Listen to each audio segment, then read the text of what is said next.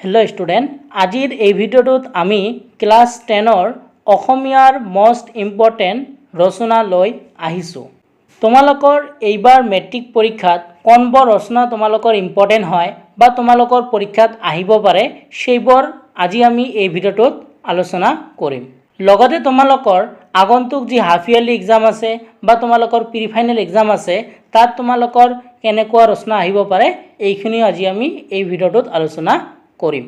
তোমালোকে ভিডিওটো প্ৰথমৰ পৰা শেষলৈকে চাই যাবা আৰু তোমালোকে এই ৰচনা কেইখন ভালদৰে পঢ়িবা। তেনেহলে পলম নকৰাকৈ আজিৰ ভিডিওটো আমি ষ্টাৰ্ট কৰিছো।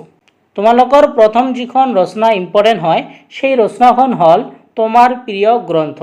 এইবাৰ তোমালোকৰ মেট্ৰিক ফাইনেল এক্সামত তোমাৰ প্ৰিয় গ্ৰন্থ এইখন তোমালোকৰ আহিব পাৰে। ঠিক একেদৰে এই ৰচনাখন তোমালোকৰ হাফ ইয়াৰলি এক্সাম আৰু প্ৰি ফাইনেল এক্সামতো আহিব পাৰে।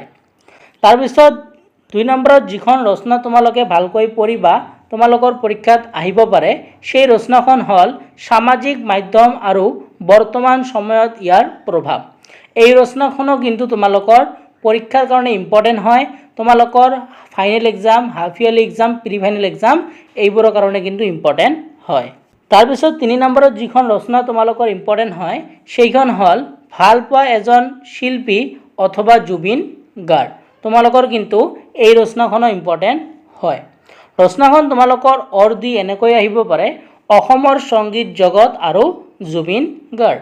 তোমালোকৰ এনেকৈও কিন্তু ৰচনাখন আহিব পাৰে। তাৰ পিছত 4 নম্বৰত যিখন ৰচনা ইম্পৰ্টেন্ট হয় সেই ৰচনাখন হল মানৱ সমাজ লৈ বিজ্ঞানৰ অৱদান।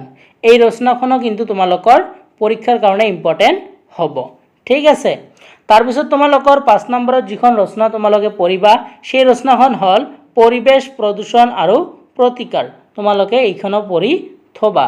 তাৰ পিছত 6 নম্বৰত তোমালোকে এইখন ৰচনা পঢ়িব পাৰা অসমৰ বানপানী আৰু ইয়াৰ প্ৰতিকাৰৰ উপায়। তোমালোকৰ এই ৰচনাখনো কিন্তু আহিব পাৰে। তাৰ পিছত তোমালোকৰ 7 নম্বৰত যিখন ৰচনা পঢ়িবা সেইখন হল দূৰদৰ্শন। এইখনো তোমালোকে ভালকৈ পঢ়ি থবা। তোমালোকৰ আহিব পাৰে।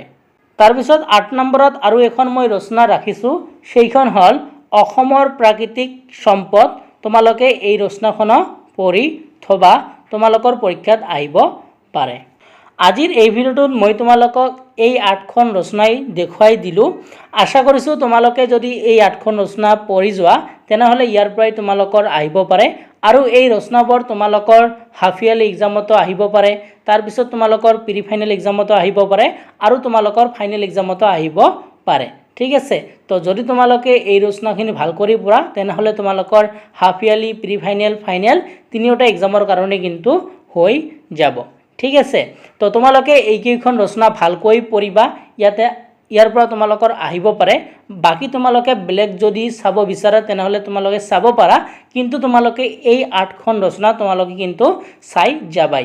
ঠিক আছে। এইবোৰ তোমালোকৰ কিন্তু ইম্পৰ্টেন্ট হয়।